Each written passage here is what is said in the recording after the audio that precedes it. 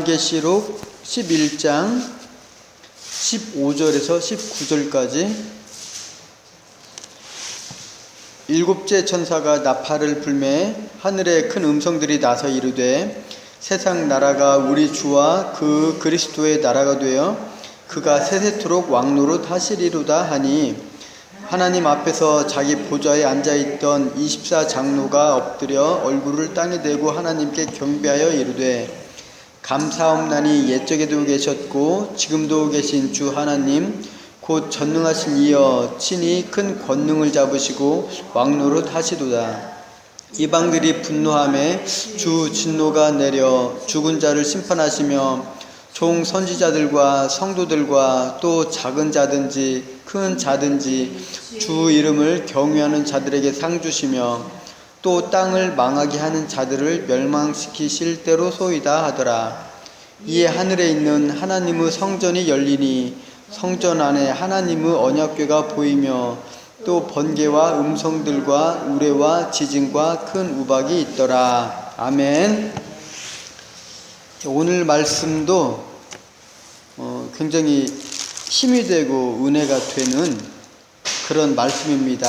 우리가 지난주에 두 증인의 삽경을 들으면서 믿는 자들이 세상에서 고난당하고 박해당하지만 하나님의 생기로 살아날 것이다 라는 말씀, 그리고 그러한 삶을 통하여서 세상에 대하여서 하나님의 살아계심을 증거하고 하나님의 영광을 나타내는 삶을 살게 될 것이다 라는 말씀을 지난주에 보았습니다.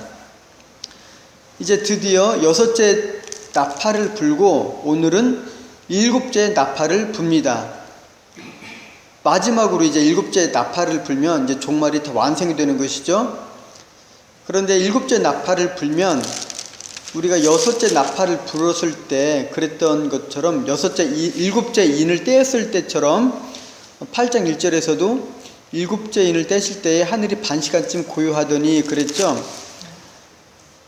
일곱째 이제 인 나팔 대접 순서로 가는데 일곱째 나팔을 불었을 때도 바로 어떤 재앙들이 나타나는 것이 아닙니다. 일곱째 나팔을 불면 이제 15장부터 16장부터 다시 대접 재앙이 시작이 됩니다. 즉 일곱째 나팔 안에 일곱 개의 대접 재앙이 들어가 있습니다. 그리고 그 재앙이 시작되기 전에 이제 일곱째 나팔을 불었을 때에는 어떤 하늘이 반시간쯤 고요했던 것처럼 일곱째 인을 떼었을 때에 하늘이 반시간쯤 고요했던 것처럼 이번에는 또한 그 재앙을 준비하는 과정으로서 하나님께서 하시고자 하는 일, 하나님 경배하는 일, 그리고 하나님의 나라가 이 땅에 왔음을 선포하는 그런 내용들이 일곱째 천사가 나팔을 불었을 때에 오늘 진행이 됩니다. 그래서 일곱째 천사가 나팔을 불었을 때에 이제 세 가지의 이야기가 나옵니다. 첫 번째로는 하늘에 큰 음성이 나서 이르되 이제 세상 나라가 우리 하나님과 그리스도의 나라가 되어서 그가 세세토록 왕노릇 할 것이라는 그런 큰 소리가 납니다. 그러자 이 소리를 듣고 24장로들이 하나님 앞에 얼굴을 땅에 대고 경배하면서 이제 하나님을 찬양하는 것이죠. 그것이 17절 내용입니다. 감사옵나니 옛적에도 계시고 지금도 계신 주 하나님 곧 전능하신 이여 친히 큰 권능을 잡으시고 왕노릇 하시도다. 이방들이 분노하며 주 진노가 내려 죽은 자를 심판하시며 종 선지자들과 성도들과 또 작은 자든지 큰 자든지 주의 이름을 경외하는 자들에게 상 주시며 또 땅을 망하게 하는 자들을 멸망시킬 때로소이다. 즉 24장로들이 찬양하는 내용은 뭐냐면 하나님의 왕권이 지금 이루어졌습니다. 그리고 하나님께서 죽은 자들을 심판하시고 하나님을 경외하는 선지자들과 성도들을 상 주시고 땅을 망하게 하는 자들, 이제 그것은 12장 이후로 나오는 사탄을 말합니다. 사탄을 멸망시키실 것입니다 라고 24장로가 하나님을 경배합니다. 그때 이제 드디어 대접 재앙을 준비하는 그런 징조가 하나님의 성전에서 보입니다. 하나님의 성전이 있고 그 성전 안에 있는 하나님의 언약궤 안에서 번개와 음성과 우레와 지진과 우박이 보이는 사건이 나옵니다.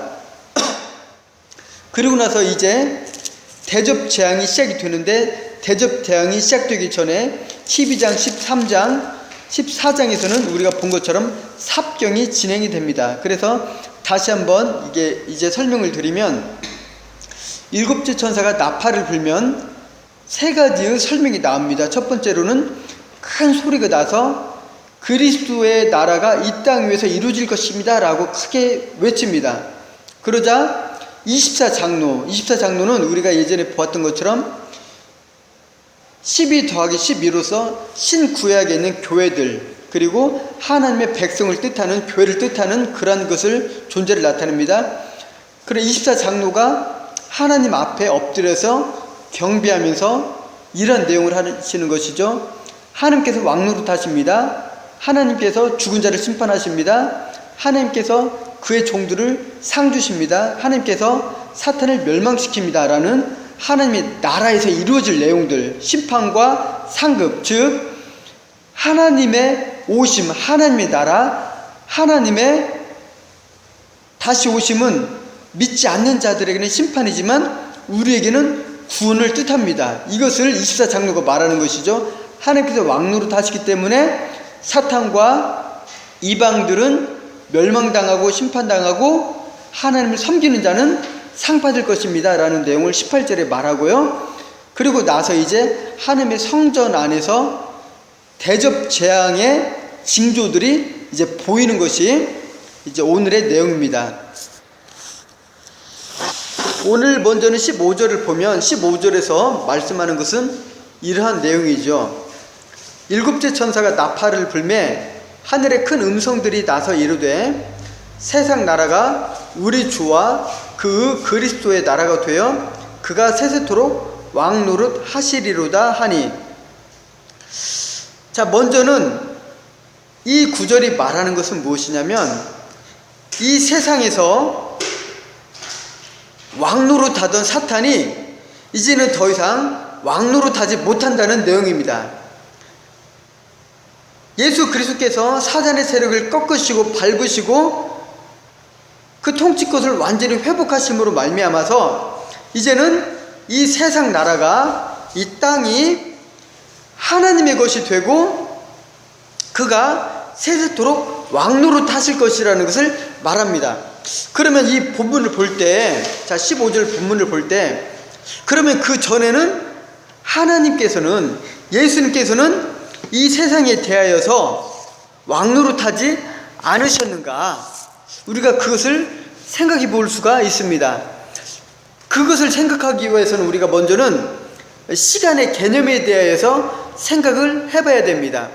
자, 영원이라는 것은요, 시간이랑은 다른 개념입니다. 많은 사람들이 생각할 때 영원이라는 것을 시간이 무한정 반복되는 것으로 생각을 해요. 그렇지만 이 영원이라는 것은 시간과는 다른 개념입니다. 시간은 무엇이냐면 창조물입니다. 즉 하나님께서 태초에 이 우주를 창조하심과 동시에 시간이 그때부터 시작이 되었습니다. 그래서 이 시간이라는 것은 창조물이지 영원의 개념이 아닙니다. 그래서 이 시간은 어떤 불교적인 윤회적인 개념이 아닙니다. 기독교적인 역사관은 직선적인 시간관입니다. 그러나 나사바퀴처럼 점진적으로 회전하면서 반복되면서 앞으로 가는 그러한 시간관입니다. 그래서 이 시간이라는 것은 시작이 있고 끝이 있습니다. 그런데 우리가 많은 것을 생각하기 전에 지나간 시간에 대해서 한번 생각을 해봅시다. 자, 지나간 시간은요, 이렇게 똑소리 나는 것과 똑같습니다. 1000년, 2000년이 지났다 그러지만 우리가 지금 보기에는 순간일 뿐입니다. 순간. 근데 시간이라는 것은 지나간 시간에 대해서 생각해 보면은 순간인 것처럼 이 역사가 끝나는 시간이 되면은 시간의 시작과 시간의 끝은 결국은 하나의 점과 같습니다. 하나의 찰나와 같고 번개가 번쩍 치는 것과 같습니다.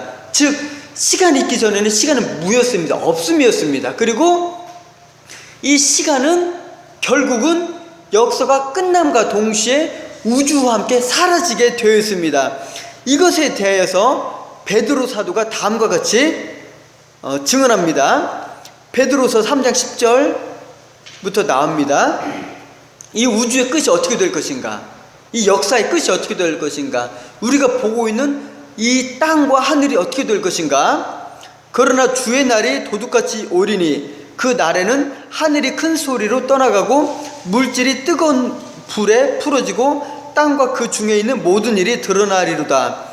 이 모든 것이 이렇게 풀어지리니 너희가 어떠한 사람이 되어야 마땅하냐? 거룩한 행실과 경건함으로 하나님의 날에 임하기를 바라보고 간절히 사모하라. 그날에 하늘이 불에 타서 풀어지고 물질이 뜨거운 불에 녹아지려니와.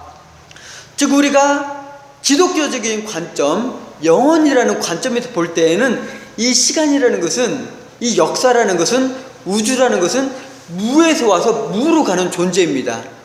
시간이라는 것도 시작과 끝이 있고, 끝이 이르렀을 때는 이런 찰나라는 것이죠. 그리고 결국은 이런 것이 불에 타면서 녹아 없어지는 존재라는 것입니다. 이렇게 볼 때 시간이라는 것, 그리고 역사라는 것, 우주라는 것, 우리가 보고 있는 하늘과 땅이라는 것은 결국은 없어질 존재, 무에서 무로 가는 존재, 이것이 있었다는 것을 증명할 길이 없는 것이 바로 시간입니다. 그러니까 영혼은 이 시간이 반복되는 것이 아닙니다. 이 사라져버릴 시간, 그리고 무에서 와서 무로 갈 시간, 이것을 증명할 방법이 없는 거예요. 결국은 없던 것이잖아요. 없는 것으로 가는 게 시간이에요. 왜냐면 끝에 가면은 방금 제가 본 것처럼 베드로서 말씀처럼 다 불에 타서 없어져 버리거든요. 없었던 것이 없어지는 것으로 간다. 이것을 증명할 방법이 무엇입니까? 자, 그런데 이렇게 영혼의 관점에서 보면 시간은 점과 같고 순간이며 번개가 번쩍이는 것 같고 사라져버릴 그런 존재인데, 이런 무가치하고 허무하고 없어질 존재가 가치가 있어지는 그러한 사건이 발생했습니다. 그것이 무엇이냐면 바로 그리스도께서 영혼이라는 그 개념이, 영혼은 실존입니다. 실존이라는 개념이 시간 안으로 침투해 들어온 것입니다. 이것이 바로 예수 그리스도 십자가 사건인 것이죠. 즉 십자가 사건은 단순히 하나님이 인간이 되셨다는 것을 넘어서 영혼이라는 그 하나님의 나라가 이 땅 위에 뚫고 들어온 그런 어마어마한 사건이고, 그렇기 때문에 이제 이 시간이라는 것은 존재 가치가 증명이 된 거예요. 이것이 있는 사건이 된 거예요. 왜? 영혼이 이 사건 안으로 들어왔기 때문에. 영혼과 시간이 결합된 사건이 바로 예수님의 이 시간 안으로 침투해 들어오신 사건입니다. 그렇다면 우리는 생각해 볼 수가 있습니다. 왜 하나님께서는 무에서, 이게 원래 없었던 거예요. 시간이라는 것은, 역사라는 거, 우주라는 거 없었던 거예요. 그리고 결국 없어질 거예요. 왜 하나님께서는 이런 우주와 역사와 시간과 역사를 창조하셨을까? 하나님께서 하시는 것은 다 뜻이 있고 의미가 있고 계획이 있으시거든요. 하나님께서 분명히 어떤 목적을 가지고 이 우주와 시간을 만들었을 거예요. 오늘 우리는 왜 하나님께서 이 시간을 창조하셨는지 이걸 볼 겁니다. 없는 것에서 없는 것으로 가는데 왜 하나님께서 존재할 의미가 없고 가치가 없는 시간을 창조하셨을까? 그리고 왜 하나님께서는 이 영원전에 이 선택한 자들을 시간 안으로 막 투입해서 집어넣는가? 모래를 쫙 뿌리는 것처럼 하나님께서 이 허무한 시간 안에 그 영혼의 존재들을, 우리를 쫙 뿌려 놓으신 것이거든요. 자, 왜 하나님께서는 이 영원전에 선택하시고 창조하신 우리를 바로 시간이라는 무가치하고 허무하고 사라질 그런 개념 안으로 투입하셨는가? 자, 먼저는 예수 그리스도의 공로를 우리에게 덧입히시기 위해서 그렇습니다. 이 온 우주 역사상에서 가치 있는 것은 하나님밖에 없습니다. 그리고 의로우신 분은 하나님밖에 없습니다. 그 의를 나타내고 증명하실 분은 하나님밖에 없습니다. 하나님께 온전히 순종할 수 있는 분은 하나님밖에 없습니다. 그분이 바로 예수님이십니다. 그리고 그분은 이 역사 가운데 오셔서 하나님에게 온전히 순종하시고 죽음의 길을 가시고, 그분께서 하나님께 대한 모든 사랑과 모든 마음을 들여서 하나님을 따르는 것을 보임으로써 결국은 생명이신 분이 그 생명까지 버림으로써 그 하나님의 상급을 받는 그런 의를 나타냈습니다. 이제 우리 믿는 자를 시간 안으로 투입하는 이유는 무엇인가? 이제는 우리를 그 그리스도가 받을 그 상급에 우리를 연합시키기 위함입니다. 즉 하나님께서는 우리를 보실 때에 이제는 우리를 보시는 게 아니에요. 예수님과 붙어있는 우리를 한 몸으로 보십니다. 이것이 바로 잘 설명하는 것이 바로 결혼의 개념입니다. 에베소서 5장 31절에 다음과 같이 말합니다. 잘 들어보세요. 그러므로 사람이 부모를 떠나 그 아내와 합하여 그 둘이 한 육체가 될지니. 즉 결혼하는 것은 둘이 하나가 되는 것이다 말을 했습니다. 분명히 거기까지 보면은 결혼을 말하는 것 같습니다. 그런데 32절을 보면 이 비밀이 크도다. 결혼의 비밀이 크도다. 나는 그리스도와 교회에 대하여 말하노라. 즉 이것이 무엇을 말합니까? 그리스도와 교회가 하나가 되는 것처럼 바로 믿는 자들은 이제 그리스도와 하나가 되었다는 것을 뜻하는 것입니다. 즉 예수님께서 하나님께 순종하고 그분께서 의로움을 나타냄으로 말미암아 그분이 받을 상급에 대하여서 의로운 일을 했으니까 그 상급이 있을 거 아닙니까? 이제 그 상급을 주시기 위하여서 우리를 이 세상에 보내시고 이제는 우리를 그 그리스도와 하나로 연합시키기 위해서 우리를 이 세상에 보냈다는 것입니다. 즉 우리가 이 세상에 존재하는 이유는 무엇인가? 그리스도와 연합하기 위해서, 그리스도와 결혼하기 위해서. 즉 우리가 이 세상에 사는 이유는 예수님과 결혼하기 위해서 사는 것입니다. 그래서 이제부터는 하나님께서 우리를 볼 때 우리를 보는 게 아닙니다. 누구를 봅니까? 예수님을 보십니다. 그러나 예수님과 함께 누구를 보십니까? 우리를 보는 것입니다. 이게 바로 우리를 역사 안으로 침투하신 이유입니다. 그리스도와 하나가 되게 하기 위해서, 그리고 그리스도가 받을 그 상급, 그분의 순종이 이제는 우리의 것이 되는 것이죠. 그러니까 주님께 행하신 모든 것이 바로 이제는 내 것이 되는 것입니다. 이것이 바로 이 세상에 우리가 사는 목적이고 이것이 바로 그리스도와 우리가 하나됨, 연합됨, 주님과 우리가 결혼하는 그런 의미인 것입니다.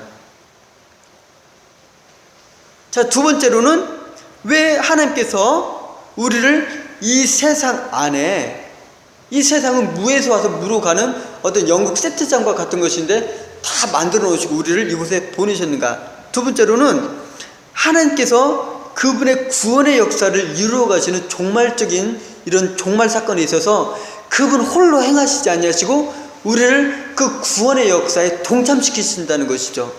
그럼 우리가 어떤 주체적으로 하는 것이 아니라 하나님께서 모든 것을 다 이루어 놓으시고 우리는 그 뒤를 그냥 따라가는 것입니다. 그러나 하나님께서는 그 뒤를 그냥 따라가는 우리에 대해서 우리가 행한 것으로 그것을 인정해 주시는 것이에요. 우리가 아무것도 행한 것이 없음에도 불구하고 하나님께서 다 이루어놓으시고 우리는 그 뒤를 따라감에 불구하고 이 일들을 우리가 하는 것으로 보는 것이죠. 이게 바로 성령 충만의 비결이고 의미입니다. 무엇이냐면 믿는 자들은 이제부터는 내 힘과 의지로 사는 것이 아니라 내 안에 계시는 성령의 힘과 능력으로 사는 것입니다. 세상 사람들은 내 힘과 능력으로 살죠. 그들은 하나님과 상관이 없는 자예요. 그러나 믿는 자들은 이제부터는 내가 그리스도의 십자가에 죽었다 그랬어요. 우리는 세상에 대해서 이제 죽은 존재예요. 원래 죽은 존재인데 다시 한번 죽은 존재입니다. 이것은 제가 조금 이따 설명드릴 텐데요. 즉 우리는 예수님과 함께 세상에 대해서 죽고 이제는 내 안에서 예수님께서 사시는 것입니다. 그리고 성령께서 사시는 것입니다. 우리가 하나님의 일을 행할 때 실제적으로는 우리가 하는 것이 아닙니다. 내 안에 계시는 성령께서 하시는 것입니다. 그리고 그것을 나타내기 위해서 우리가 기도하고 성령 충만을 받는 것입니다. 많은 사람들은 기도의 목적을 내 뜻과 목적을 이루기 위해서 기도한다고 생각을 하거든요. 그거 잘못된 것입니다. 제가 물어보겠습니다. 자, 우리가 기도를 하지 않으면 하나님께서 그분이 하고 싶은 것을 안 할까요? 합니다. 그러면 내가 기도를 하면 하나님께서 하지 않을 것을 할까요? 합니다. 안 합니다. 그분 뜻이에요. 우리가 기도하고 안 하고는 실제적으로 하나님이 하시는 일과는 아무 상관이 없어요. 하나님은 그분이 다 이루어 가십니다. 그런데 왜 우리가 기도를 할까요? 그것은 바로 하나님의 뜻을 이루어가는 것을 보기 위하여서, 그리고 실제적으로 기도는 하나님을 위해서 하는 것이 아닙니다. 하나님께서 하시는 일 가운데서 우리가 이 세상에 살아가면서 낙심하고 낭망하지 않게 해서 성령의 충만을 받아서 하나님의 일을 행할 능력을 얻기 위해서 나를 위해서 하는 것입니다. 그러나 나를 위해서 기도한다는 것이 내 욕망과 욕심과 세상의 성공을 위해서 기도한다는 것이 아니라 하나님의 의와 하나님의 영광과 그분의 뜻을 이루어 가는데 내 힘이 부족하기 때문에 그 힘을 얻기 위해서 우리가 기도를 한다는 것입니다. 우리가 이것을 모르면요, 하나님께서 다 행하시는데 왜 우리가 해야 되는가, 기도를 해야 되는가 의문이 갑니다. 그러나 우리가 많은 믿는 자들이 자살합니다. 우리가 정말 존경하는 목사님들도 자살합니다.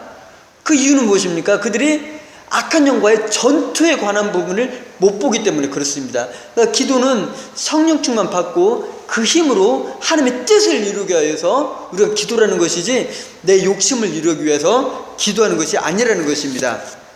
결과적으로 하나님께서 행하십니다. 우리 믿는 자들은 이제는 내가 사는 것이 아니라 내 안에 계시는 성령께서 행하는 것이고 하나님께서 내 안에서 일을 하는 것입니다. 그럼에도 불구하고 하나님께서는 그것을 네가 하는 것으로 인정을 해주시는 것입니다.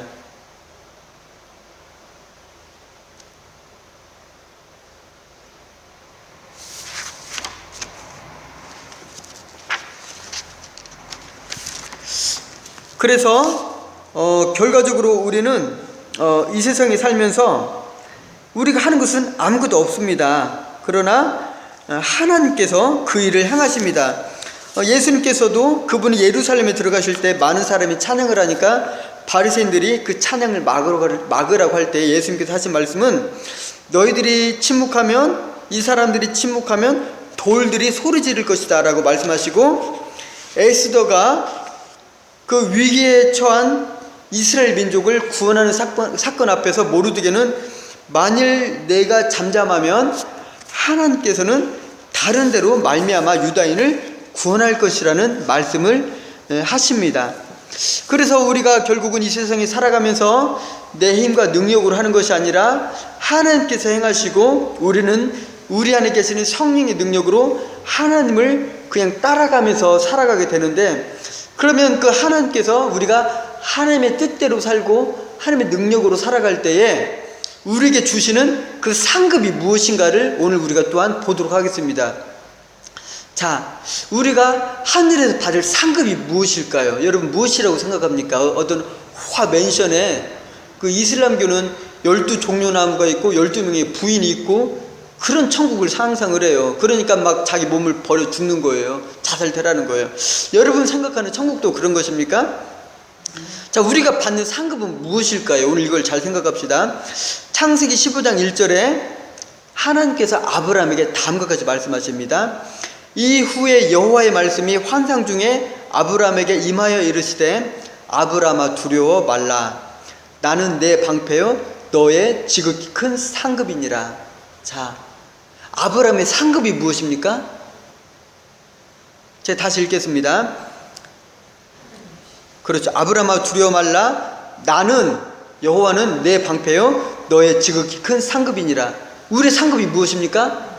하나님입니다. 하나님.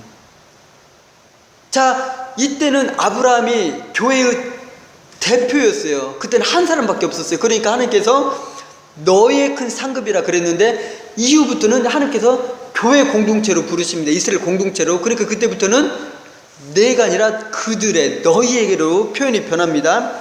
예레미야 32장 38절 그들은 내 백성이 되겠고 나는 그들의 하나님이 될 것이며, 에스겔 37장 27절 내 처소가 그들 가운데 있을 것이며 나는 그들의 하나님이 되고 그들은 내 백성이 되리라.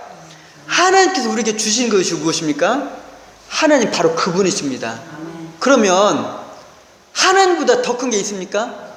하나님이 더 필요한 게 있습니까? 천국에서 무엇이 더 필요한가요? 없어요. 없어요. 그러니까 우리가 천국에 가서 얻을 것은 하나님 그분입니다. 그런데 이제 우리가 교회나 지금 계속 교육받는 거 뭐냐면 하늘에 상급 쌓아라, 상급 쌓아라, 헌금 많이 해라, 그래야 보화가 쌓인다, 선행 많이 하고 구제 많이 하고 그래 상급 쌓은다, 전도 많이 해라, 그들이 열매다. 그런 증거 본문으로 드는 말씀은 고린도전서 15장 41절입니다. 해의 영광이 다르고 달의 영광이 다르며 별의 영광도 다른데 별과 별의 영광이 다르도다. 자, 이 말씀 해와 달과 별의 영광이 다르다 그랬는데요, 이 전후의 목록을 보면은요 물고기 형상, 뭐 짐승 형상 막 그런 게 다, 이게 뭐냐면 하나님 창조의 다양성을 말합니다. 즉 하나님 나라에 가서도 우리가 똑같이 쌍둥이로 살까요?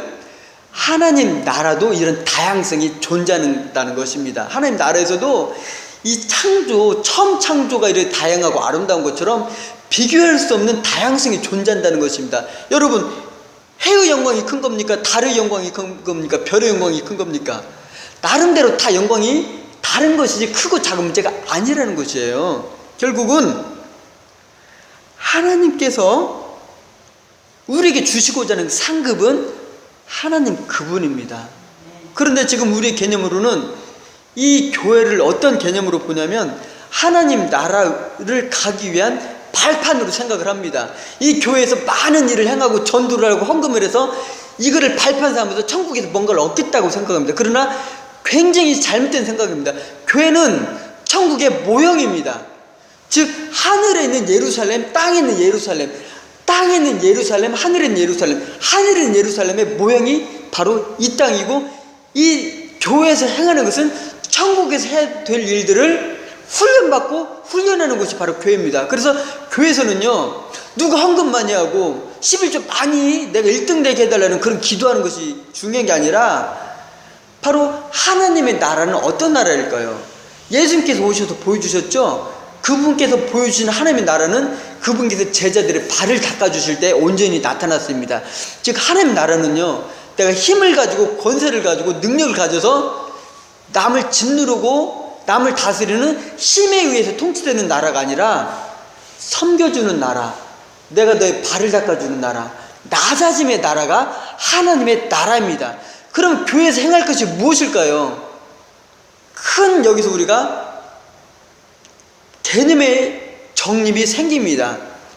하나님 나라를 위해서 상급을 쌓는 것으로 보면 우리가 헌금을 많이 하고 봉사를 많이 하고 어떤 일을 많이 하는 것으로 개념이 잡힙니다. 그러나 이 하나님의 나라의 모형으로서 교회가 존재한다고 생각을 하면 우리는 교회에서 해야 될 것이 무엇입니까?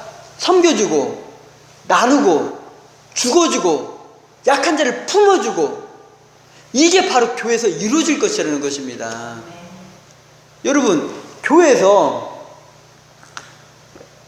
어떻게 악한 자를 정죄할 수가 있습니까? 만약에 말씀에서 벗어난 것이 아니라면 교회에서 정죄가 일어나면 안 됩니다. 왜냐하면 하나님이 예정하신 자라면 악한 자면 악한 자일수록 더 크게 하나님의 영광을 드러냅니다. 그렇지 않겠어요? 그렇게 악한 자일수록 구원을 받으면 하나님의 심판대 앞에서는 하나님은 더 크게 영광을 받습니다. 하나님께서 그런 악한 자를 구하심으로 말미암아 그의 거룩함이 더욱더 나타나는 것입니다. 교회에서 악한 자가 있다 할지라도 하나님께서 그를 선택하셨다면 우리는 그를 정죄할 수가 없습니다.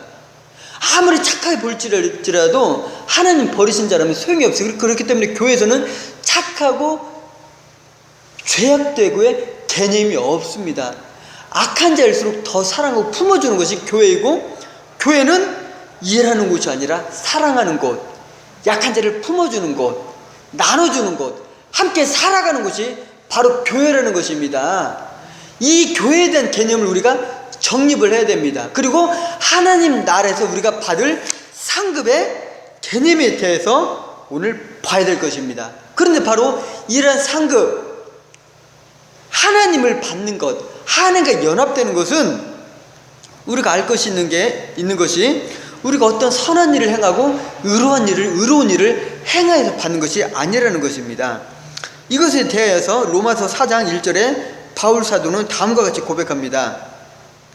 그런즉 육신으로 우리 조상인 아브라함이 무엇을 얻었다 하리요? 만일 아브라함이 행위로서 의롭다 하심을 받았으면 자랑할 것이 있으려니와 하나님 앞에서는 없느니라. 성경이 무엇을 말하느냐? 아브라함이 하나님을 믿음에 그것이 그에게 의로 여겨진 바 되었느니라. 일하는 자에게는 그 삭이 은혜로 여겨지지 아니하고 보수로 여겨지거니와. 잘 들으십시오. 일을 아니할지라도 경건하지 아니한 자를 의롭다 하시는 이를 믿는 자에게는 그의 믿음을 의로 여기시나니, 일한 것이 없이 하나님께 의로 여기심을 받는 사람에 대하여, 사람의 복에 대하여 다윗이 말한 바, 불법이 사함을 받고 죄가 가려짐을 받는 사람들은 복이 있고. 그렇습니다. 우리가 의롭다 함을 받은 것은요, 행한 것이 아무것도 없어요. 우리는 그냥 예수 그리스도 보혈의 공로로, 그분과 우리가 연합됨으로, 예수 그리스도께서 십자가에 죽으심으로 함께 온전히 순종하게 된 그 상급을 우리가 받게 된다는 것이죠. 이것이 바로 우리가 이 시간 안으로, 영원 속에 있던 우리가 시간 안으로 침투된 이유입니다. 먼저는 그리스도와 연합되기 위하여서, 그리스도와 결혼하기 위하여서, 두 번째로는 하나님의 구원 사건에 동참함으로 우리가 그 상급을 받기 위하여서. 그런데 그 상급은 무엇입니까? 바로 하나님 그분입니다. 하나님 나라에서 크고 작은 개념이 어디가 있어요? 다 하나님의 자녀인데 똑같아요.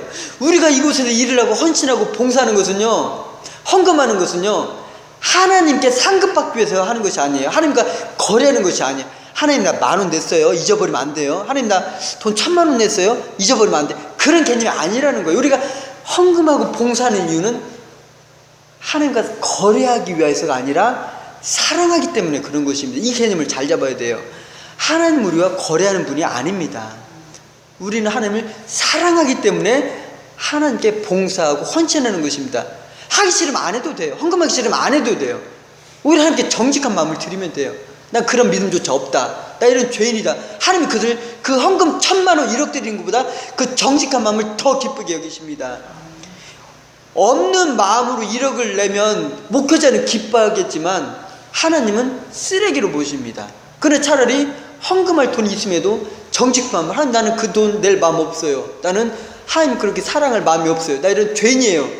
불우한 청지기처럼 있는 모습 그대로 고백하면 하나님은 그것을 귀하게 보신다는 거예요. 그 죄악됨을 고백하는 것을 통하여서. 그래서 결국 교회는 상급 쌓는 장소, 어떤 하나님 나라에서 하나님과 상거래하는 장소가 아니라 낮아짐의 나라, 예수 그리스도께서 제자들의 발을 닦아주는 그 나라, 하나님의 나라가 이 땅에 임하는 곳이라는 그 개념을, 교회의 개념을 잡으셔야 한다는 것입니다. 그래서 해의 영광과 달의 영광과 별의 영광이 다르지만 이것은 크고 작음의 개념이 아니라 다양성의 개념이라는 것을 바로 우리가 보아야 된다는 것입니다. 그래서 역사와 시간은 이처럼 무에서 와서 무에서 가지만 결국은 불에 타서 없어질 존재이지만, 이 가운데 계신 예수 그리스도의 결혼 연합, 그리고 하나님 나라의 상급을 받기 위한 장소로서 하나님이 계획하시고 이끌어 가시는 거대한 연극 세트장이며 위대한 서사극이라는 것을 우리는 봐야 됩니다. 그런데 이 서사극 가운데서 철저하게 악역을 맡은 존재가 있습니다. 누구일까요? 우리는 아니에요. 예, 마귀입니다. 자, 사탄은요 철저하게 하나님의 계획 아래서 조종되어지고 사용되어지는 도구일 뿐입니다. 그런데 사탄은 자기 스스로가 하나님께 대적하고 있다고 생각을 하고 있어요. 그러나 그것조차도 하나님의 철저한 계획과 예정과 조종 가운데서 이루어지고 있는 것을 계시록 말씀이 계속 증거를 하는 거예요. 하나님께서 허락하시면 한다. 계속 모든 재앙과 천사들의 행동은 하나님의 명령하에서 이루어지고 있습니다. 바로 이 사탄은 이 12장에 하늘의 전투에 관해서 기록되어지고 있는데, 창세전에 천사들과 마귀가 전투를 벌입니다. 그리고 그들이 하늘에서 쫓겨나서 땅으로 쫓겨남을 받습니다. 그래서 하늘은 기뻐하지만 이 사탄이 쫓겨남을 받은 땅과 바다는 화가 있다라고 이 12장 12절 말씀에서 기록하고 있습니다. 제가 12장 12절 말씀 읽겠습니다. 그러므로 하늘과 그 가운데에 거하는 자들은 즐거워하라. 그러나 땅과 바다는 화 있을진저 이는 마귀가 자기의 때가 얼마 남지 않은 줄을 알므로 크게 분내어 너희에게 내려갔음이라. 자, 아담의 범죄 이후로 모든 인류는 죄 가운데 빠져서 죽어버렸습니다. 하나님의 영이 빠져나간 그 이후로 세상은 말 그대로 무가 되어버렸습니다. 허무가 되어버렸습니다. 하나님의 영이 거하시지 않는 장소가 되었습니다. 바로 이 생명 없음, 죽음에 대하여서 사탄은 그때부터 왕노릇하기 시작했습니다. 그리고 모든 인간은 이 사탄에게 묶여서 종노릇했습니다. 여러분, 시궁창에서는요 주가 왕입니다. 시궁창에서는. 그리고 무덤에서는요 구더기가 왕입니다. 하나님이 떠나버린 무라는 장소, 허물한 장소, 이 거대한 무덤, 시체가 써가는 이 장소에서 누가 왕노릇하겠어요? 쥐새끼, 구더기, 마귀가 죽음을 가지고 왕노릇을 한 것입니다. 그래서 성경에서는 우리에 대해서 너희들은 시체다, 죽었다, 썩었다, 뼈다귀다라고 사망 선고를 다 내려버렸습니다. 이것이 바로 에베소서 2장 1절 말씀입니다. 그는 허물과 죄로 죽었던 너희를 살리셨도다. 이 성경 말씀, 하나님의 말씀은 너희에 대해서 이미 죽어버렸다라고 말을 하는 거예요. 이 무에서 와서 무로 가는 역사, 그런데 하나님께 반역함으로 하나님의 영이 떠남으로 무라는 존재가 되어버린 이곳에서 사탄이 왕노릇하는 시체의 역사, 썩어버린 역사, 쥐새끼 같은, 구더기 같은 사탄이 왕노릇하는 이 역사 가운데 위대한 사건이 벌어졌습니다. 그것은 무엇이냐면 이 사망의 땅, 죽음의 땅, 시체 가운데로, 이 뼈다귀 가운데로 하나님의 생기가 불어 내려온 것입니다. 이게 바로 에스겔서 37장 말씀입니다. 장수는 정확히 모르겠습니다. 뼈다귀 가운데 하나님의 영이 불어나니까 이 뼈다귀들이 덜거덕거리더니 힘줄이 덮이고 가죽이 덮이고 생기가 불어서 살아나잖아요. 이게 바로 우리를 말하는 것입니다. 죽었던 우리 가운데, 시체 가운데 하나님의 생기가 들어오니까 우리가 살아나고 우리가 하나님의 군사가 되고 하나님의 용사가 되어서 이제는 하나님께서 그들을 통해서 역사를 이끌어가는 것입니다. 이게 바로 11장 15절 말씀 내용이에요. 사탄이 왕노릇하고 쥐새끼가 왕노릇하던 이 사망의 땅, 시체의 땅, 뼈다귀의 땅, 죽음의 땅, 이 세상에서 이제는 하나님의 생기가 불어옴으로 말미암아 이 죽었던 뼈다귀들, 우리를 뜻하는 거예요. 우리가 살아나니까 이제부터는 그들을 통해서 하나님께서 통치가 일어나는 거예요. 그렇기 때문에 세상 나라가 이제부터는 영혼의 편입되어서 하나님 나라가 이 세상 가운데 일어난다는 것이 바로 15절 말씀입니다. 우리가 15절 말씀 같이 한번 읽겠습니다. 11장 15절. 일곱째 천사가 나팔을 불매 하늘의 큰 음성들이 나서 이르되 세상 나라가 우리 주와 그의 그리스도의 나라가 되어 그가 세세토록 왕노릇 하시리로다. 자, 그렇기 때문에 이제 역사는 무에서 무로 가는 존재가 아닙니다. 이제는 영원히 시간 안으로 들어왔기 때문에 우리 믿는 자들은 이제 이 세상 가운데 사는 것 같지만 실은 영원에 속한 존재가 되어버린 것입니다. 그리고 이 세상 역사는 무에서 가서 무로 가지만 사라져버리지만 이 시간이 의미가 있어졌습니다. 왜? 이 세상을 통치하고 다스리는 영웅들, 시저나 나폴레옹이나 그런 영웅들 때문이 아니라 바로 하나님의 백성 우리들 때문에 하나님의 영이 우리 가운데 임하시고 우리를 통해서 그리스도가 통치하시기 때문에 이제 이 시간은 의미가 있어지고 존재가 있어지고 바로 이 시간은 영혼 속에 편입이 된 그런 시간이 되었다는 것이죠. 바로 보이지 않는 우리 같은 작은 존재들 때문에 이 역사가 살아있고 하나님의 주권이 선포가 되는 것입니다. 그래서 죽어있는 역사, 시체의 역사가 이제부터는 하나님의 통치를 받는 하나님의 나라가 됐다는 것을 바로 15절에서 말합니다. 그런데 이런 하나님의 통치와 다스림은 예수 그리스도의 죽으심을 통하여서 그분의 온전히 순종하심을 통해서 그분의 그 위대하신 구속사건을 통해서 완성이 된 것입니다. 그렇기 때문에 이제 그분의 왕노릇에 대해서 16절부터는 24장로 교회들이 주님을 찬양을 하는 것이죠. 주님을 찬양할 때 그 내용이 무엇입니까? 바로 하나님께서 왕노릇 하신다. 그리고 하나님께서 심판하신다. 하나님께서 상급을 주신다. 그것이 바로 17절과 18절의 말씀입니다. 그런데 이런 하나님의 통치권에 대해서 분노하는 자들이 있습니다. 그들은 바로 하나님의 왕되심을 인정하지 않고 스스로가 왕이 되는 사람들입니다. 그들은 바로 내가 하나님같이 되겠다던 아담의 자손이고 바벨탑을 쌓았던 자손입니다. 그리고 하나님의 왕되심을 인정하지 않고 스스로 왕이 되려고 하는 지금 인간들의 모습입니다. 예수님을 십자가에 못 박을 때 우리에게는 가이사 외에는 왕이 없다고 외쳤던 인간의 모습입니다. 그들은 하나님이 계시지 않기 때문에 스스로의 힘과 능력으로 삽니다. 그러나 그들은 시체입니다. 죽은 자입니다. 그것에 대해서 18절이 나옵니다. 이방들이 분노하며 이방들과 같은 자입니다. 주 진노가 내려 죽은 자를 심판하시며 즉 하나님의 통치권을 반대하고 분노하는 자들이 이방입니다. 그들에 대한 똑같은 표현이 무엇입니까? 죽은 자입니다. 죽은 자. 이게 바로 세상 사람들입니다. 그런데 이런 세상 사람들의 가장 큰 특징에 대해서는 로마서 1장 28절에 다음과 같이 기록합니다.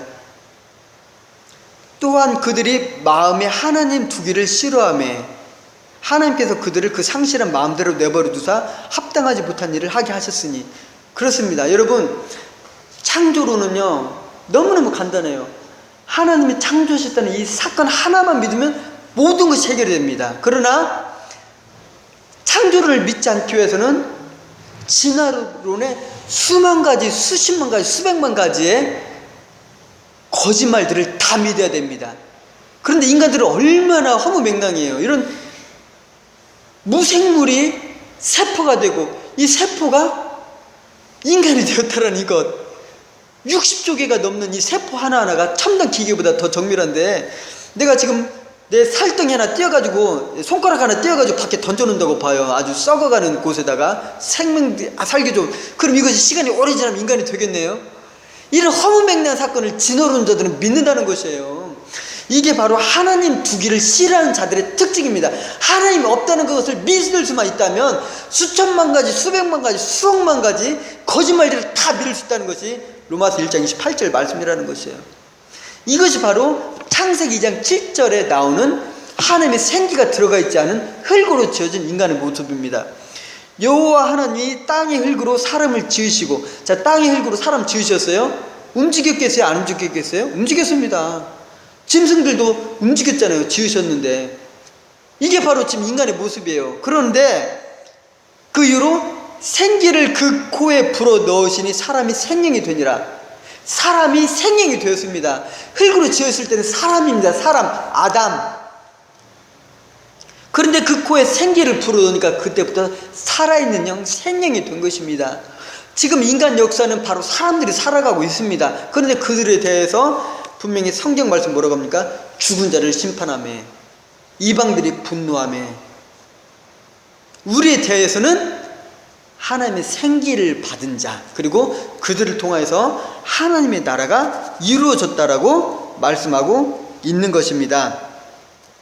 그래서 하나님께서 바로 통치하심에 대해서 그 24장로가 17절에 다시 한번 찬양을 합니다.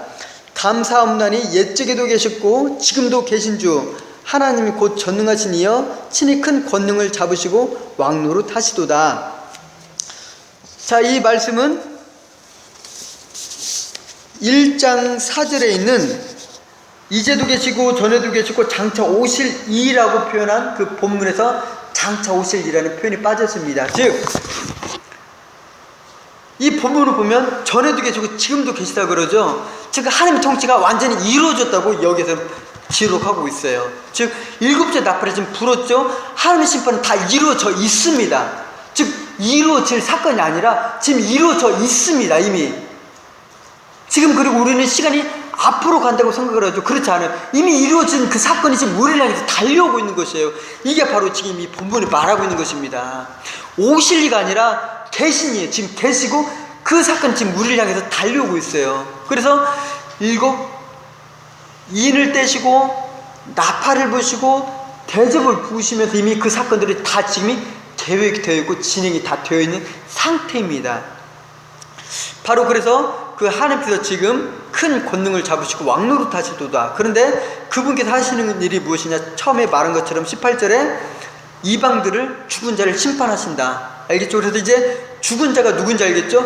하나님 생기를 받지 아니한 자. 그리고 창세기에 기록한 대로 그 사람들. 그런데 그들은 바로 무에서 사는 존재들, 시궁창, 썩은 자들, 시체 같은 존재들, 사단에게 종노릇하는 존재들. 그런데 우리도 그와 똑같은 자들인데 우리는 어떻게 살아났습니까? 하나님의 생기로 살아난다는 것입니다. 그리고 그들을 통해 하나님의 나라가 이 땅에 이루어지고 있다라는 것을 말씀하고 있는 것입니다. 그래서 18절에 왕노릇 하시는 하나님께서 죽은 자를 심판하신다. 그리고 상급 주시는데 종 선지자들과 성도들과 또 작은 자든지 큰 자든지 주의 이름을 경외하는 자들을 상 주신다. 자, 처음에 상 주는 분은 종 선지자입니다. 선지자는 누구입니까? 하나님의 말씀을 전하는 자입니다. 하나님을 올바로 섬기는 자들입니다. 마태복음 6장 24절에는 다음과 같이 말합니다. 한 사람이 두 주인을 섬기지 못할 것이니 혹 이를 미워하고 저를 미워하거나 혹 이를 중히 여기고 저를 경히 여김이라. 너희가 하나님과 재물을 겸하여 섬기지 못하느니라. 자, 교회에서는요, 종 선지자들은 하나님의 말씀을 전하는 자들입니다. 하나님의 말씀을 바로 전해야 됩니다. 그 전하는 내용은 무엇일까요? 하나님밖에는 섬길 자가 없다는 것을 그것을 전해야 됩니다. 그런데 이스라엘 초기 역사를 보면 지금도 마찬가지예요. 가보면 유적이 있습니다. 하나님을 상징하는 돌덩이가 있고 아세라를 상징하는 돌덩이가 두 개가 있어요. 두 주일 함께 섬겼어요. 하나님 안 섬긴 게 아니에요. 일제시대 때는 교회 안에 신사상을 두고 그래서 경배를 했습니다. 하나님 안 섬긴 게 아니에요. 두 주일 섬겼어요. 자, 로마 제국 시대 때는요, 초대교회를 유협했던 사건은 뭐냐면 로마 황제를 도시 가운데 두고 그 앞에서 인사만 한번 하면 돼요. 하나님 안 섬긴 게 아니에요. 두 주님을 함께 섬겼어요. 지금 혹시 지금 교회들에서 자본주의라는 신을 섬기고 있지 않은지요? 자, 신약성경 어디에서 예수님을 섬길 때 복받고 부자되고 성공하고 건강하고 잘되고 이런 게 나온 게 어디에 있습니까? 그래서 그런 말씀들이 실은 이게 자본주의 가르침이잖아요. 자연스럽게 선포되는 걸 볼 때 한번 잘 생각을 해봐야 돼요. 우리가 두 주를 섬기고 있지 않은지. 보이는 것만이 우상이 아닙니다. 지금 교회들이 어떤 모습으로 가는지를 한번 봐야 될 것입니다. 구약의 물질의 복이 나옵니다. 그런데 이 구약에서 하는 물질의 복은요, 신약에 나타날 예수님을 통한 신령한 복을 상징하기 위해서, 나타내기 위해서 보이는 것으로 설명하기 위한 예표로 말한 것이지 그것이 궁극적인 복은 아닙니다. 이것을 잘 이해를 해야 돼요. 그렇기 때문에 바로 이 하나님께서 상 주시는 종 선지자는 하나님의 말씀을 바로 전하는 자, 그리고 교회는 오늘 우리가 처음 본 것처럼 하나님의 나라가 이 땅에 이루어지는 곳, 섬김과 죽어짐과 낮아짐이 이루어지는 곳, 어떤 천국 가기 위한 발판으로 서로를 밟고 내가 너보다 상급을 더 받겠다라는 장소가 아니라 하나님의 나라가 이루어지는, 발닦음 이루어지는 것이 교회라는 곳, 그리고 그곳에서 하나님의 말씀을 섬기는 종 선지자는 그분만을 증거하는 그런 말씀을 전하는 자라는 것을 생각을 할 것입니다. 그리고 성도들, 자, 성도들은요, 성자들의 무리라는 뜻입니다. 거룩한 무리. 여러분, 성자는요 누구일까요? 성자는 어거스틴이나 어떤 아퀴나스나 그런 그런 사람들을 말할까요? 안토니나? 성자는 바로 무리를 뜻합니다. 무리.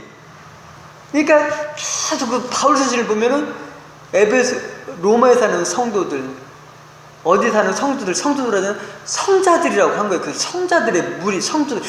왜? 이제 우리는 누구와 연합이 됐습니까? 그리스도와 연합이 됐어요. 하나님은 우리를 볼 때 누구로 봐요? 예수님으로 보는 거예요. 우리를 볼 때 우리를 보는 게 아니라 예수님을 보는 거예요. 이제 우리가 예수님이 하나가 되고, 이제 천국에 가서는 우리가 받을 상급이 뭐라 그랬죠? 하나님이라고 그랬죠? 이제는 예수님께서 하나님과 하나가 돼서 연합된 것처럼, 삼일체로 있는 것처럼 우리가 그 연합됨에 동참을 하는 것이 바로 그 상급의 개념입니다. 이거를 잘 이해를 하셔야 돼요. 우리가 받는 상급의 개념이 맨션 받고 어떤 보석받는 개념이 아니에요.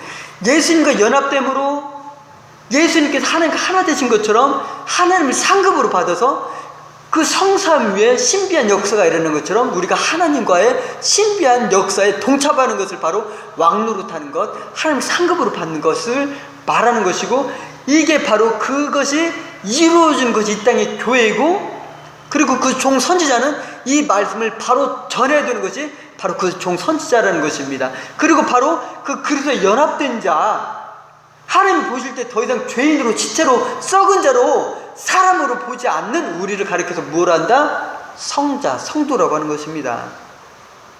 그리고 또 작은 자든지 큰 자든지, 이 세상 살 때 우리가 볼 적에는 부자도 있고 가난한 자도 있을 수 있어요. 건강한 자도 있고 병든 자도 있을 수 있어요.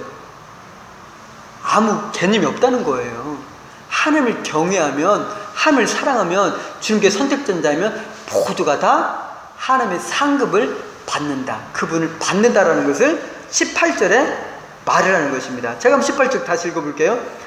벌받는 자들, 이방들이 분노하며 주 진노가 내려 죽은 자를 심판하시며, 종 선지자들과 성도들과 또 작은 자든지 큰 자든지 주 이름을 경외하는 자들에게 상 주시며, 아시겠죠? 그리고 이번에는 사탄을 말합니다. 또 땅을 망하게 하는 자들을 멸망시킬 때로 소이다. 이것이 바로 12장 10절 말씀.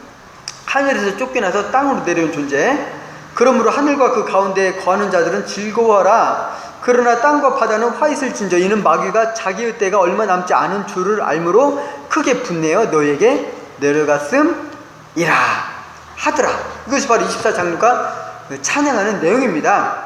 그리고 나서 이제는 7 대접 사건들이 이제 그 징조가 보기 시작합니다. 부글부글 가마솥이 끓어 넘치는 것처럼 이제 그 하나님의 진노가 시작되는 그 장소가 바로 하나님의 언약궤이죠. 이게 바로 19절 말씀입니다.